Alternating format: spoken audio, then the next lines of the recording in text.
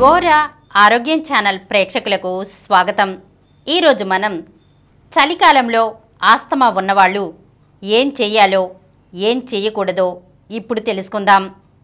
దగ్గు, బ్రాంకైటిస్, ఉబ్బసం, న్యూమోనియా మొదలైనవన్నీ శ్వాసనాళాలకి ఊపిరితిత్తులకు సంబంధించిన వ్యాధులే. ఆస్తమా లేదా ఉబ్బసం అనేది ఒక దీర్ఘకాలిక శ్వాసకోశ సంబంధ వ్యాధి. దీనికి వయసుతో నిమిత్తం లేదు.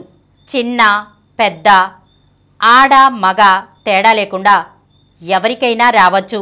సరిపడని తత్వం అంటే ఎలర్జీ, దుమ్ము, ధూళి, పొగ, ధూమపానం, ఘాటైన వాసనలు, కాలుష్య వ్యర్థాలు, చలి వాతావరణం సరిపడకపోవటం వంటివి. ముందుగా శీతాకాలంలో ఆస్తమా రోగులు ఎలా ఉండాలో చూద్దాం. శరీర తత్వాన్ని అనుసరించి ఏ పదార్థం తీసుకుంటే ఉబ్బసం వస్తుందో ఆ పదార్థం లేదా పదార్థాలను పూర్తిగా మానివేయాలి. నిల్వ ఉన్న పదార్థాలకు ఉబ్బసం వ్యాధిగ్రస్తులు దూరంగా ఉండాలి. మంచినీరు ఎక్కువగా త్రాగాలి. ఉబ్బసం ప్రకోపించినప్పుడు మరింతగా ఎక్కువ నీరు త్రాగాలి. రోగనిరోధక శక్తిని పెంచేది విటమిన్ సి. అందువలన విటమిన్ సి పుష్కలంగా ఉండే పండ్లు, కూరలు అవసరం.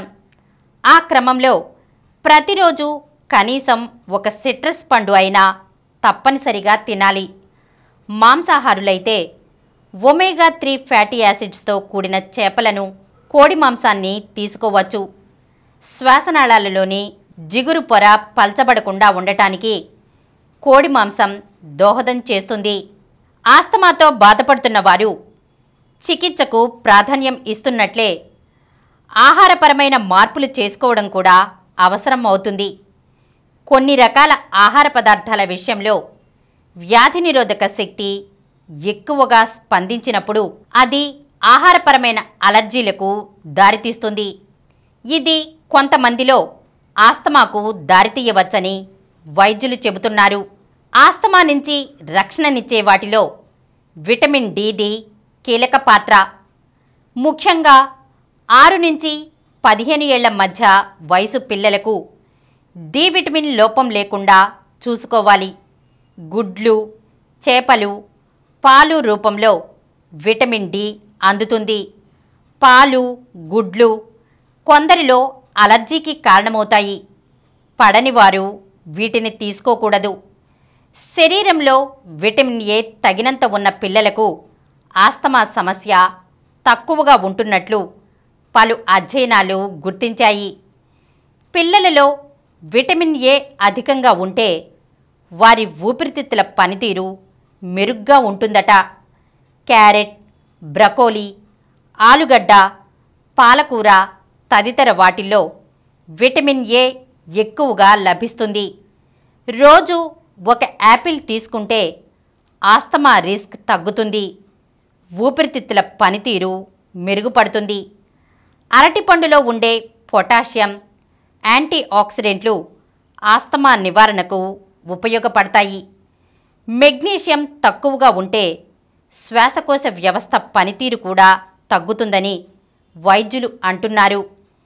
కనుక గుమ్మడి గింజలు, చేపలు, డార్క్ చాక్లెట్, పాలకూర తదితర మెగ్నీషియం తగినంత లభించే వాటిని తీసుకోవాలి. చలికాలంలో ఈ జాగ్రత్తలు తీసుకోవడం వల్ల ఆస్తమా వ్యాధిగ్రస్తులకు ఉపశమనం కలుగుతుంది. ఈరోజు మనం ఆస్తమా ఉన్నవాళ్ళు చలికాలంలో ఏమేం చెయ్యాలో ఏం చెయ్యకూడదో తెలుసుకున్నాం కదా. మరొక అంశంతో మళ్ళీ కలుద్దాం. ఈ కార్యక్రమం మీకు ఎంతో నచ్చింది కదా. ఇటువంటి మరిన్ని వీడియోల కోసం అనతి కాలంలోనే 20 కోట్ల వ్యూస్ సాధించిన డాక్టర్ సమరం మల్టీ ఛానల్ నెట్వర్క్ సమర్పించు గోర ఆరోగ్యం ఛానల్కు సబ్స్క్రైబ్ చేయండి, లైక్ చేయండి, మీ ఫ్రెండ్స్కి షేర్ చేయండి. అలాగే ప్రక్కనున్న గంట సింబల్ని ప్రెస్ చేయడం మర్చిపోకండి. Please download Samaram multi-channel app and watch your favorite channels from your mobile. App available on Google Play Store and subscribe to the channels.